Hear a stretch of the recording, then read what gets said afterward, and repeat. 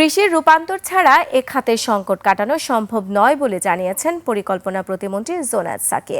কৃষি বাজেট সংক্রান্ত এক সেমিনারে তিনি বলেন, কৃষি এখন অনেক জায়গাতেই লাভজনক নয়। শ্রমিকের অভাবে কোনো কোনো ক্ষেত্রে কৃষি জমি পতিত থাকছে। কৃষি সামগ্রিক রূপান্তর ছাড়া এসব সংকট কাটবে না।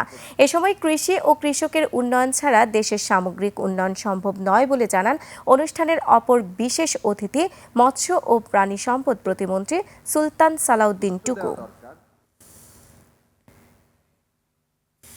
কৃষি ট্রান্সফরমেশনটা দরকার, সেটা যেমন জমি, উৎপাদন, বিপণন মানে বাজার, এই সবগুলো ক্ষেত্রেই এই ট্রান্সফরমেশনটা ঘটাতে হবে এবং এগ্রো প্রসেসিংকে সত্যিকার অর্থে একটা শিল্পের রূপ দিতে হবে। গ্রাম পর্যায়ে অর্থনৈতিক চাকা যখন সচল হবে, মানুষের কর্মসংস্থান যত বেশি হবে, দেশের অর্থনীতি তত বেশি মজবুত হবে, টিকসই হবে।